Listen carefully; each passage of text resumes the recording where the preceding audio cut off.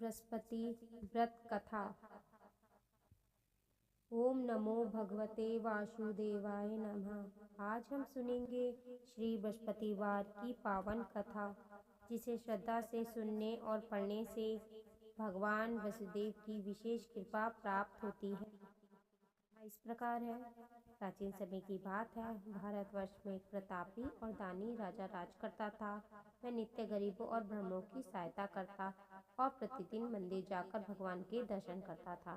परंतु उसकी रानी न दान पुण्य और में विश्वास रखती थी और न ही भगवान का पूजा करती थी। वह राजा को भी दान और पूजा से रोकती रहती थी। एक दिन राजा शिकार करने वन को चले गए। उसी समय भगवान वसुदेव साधु के भेष में महल में भिक्षा मांगने आए।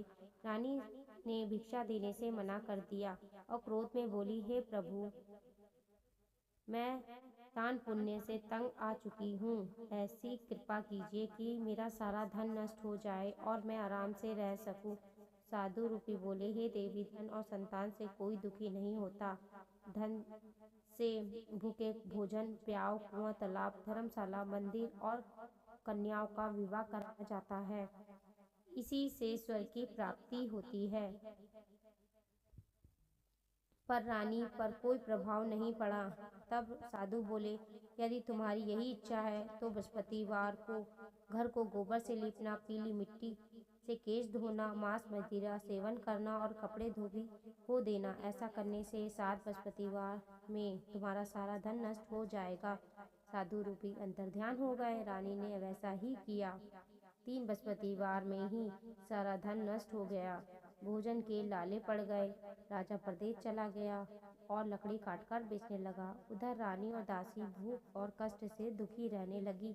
एक दिन रानी और दासी को अपनी बहन के घर अनाज मांगने भेजा। वह दिन बृहस्पतिवार था। रानी की बहन कथा सुन रही थी। कथा समाप्त होने पर वह बहन स्वयं आई और बोली, देखो बहन, बृहस्पति भगवान सबकी सुनते हैं। घर में अचानक अनाज से भरा घड़ा प्रकट हुआ। बहन ने बताया, बृहस्पतिवार को चना, दाल, गुड़ और मुनक्के से केले के वृक्ष की जड़ में भगवान विष्णु का पूजा करो। एक समय पीला भोजन करो। रानी और दासी ने श्रद्धा से व्रत रखा। भगवान वसुदेव साधारण व्यक्ति के रूप में पीला भोजन लाए और दोनों को दिया। दोनों ने गुरुदेव को नमन कर भोजन ग्रहण किया। इसके बाद नियमित व्रत से घर में फिर से धन, सुख और शांति आ गई। दासी ने समझाने पर रानी ने दान पुण्य आरंभ किया। बाग, कुआं, तालाब और मंदिर बनवाए।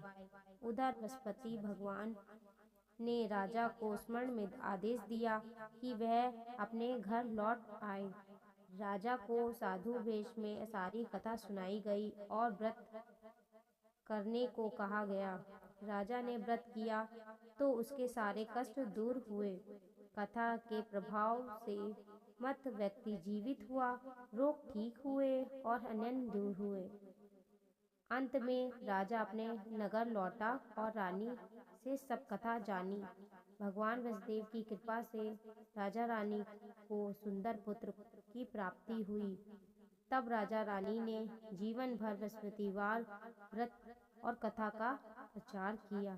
उपसंहार: जो श्रद्धा और विश्वास और नियम से बृहस्पतिवार का व्रत करता है, कथा सुनता या सुनाता है, उसकी सभी मनोकामना भगवान वसुदेव पूर्ण करते हैं। ओम बृहस्पति देवाय नमः।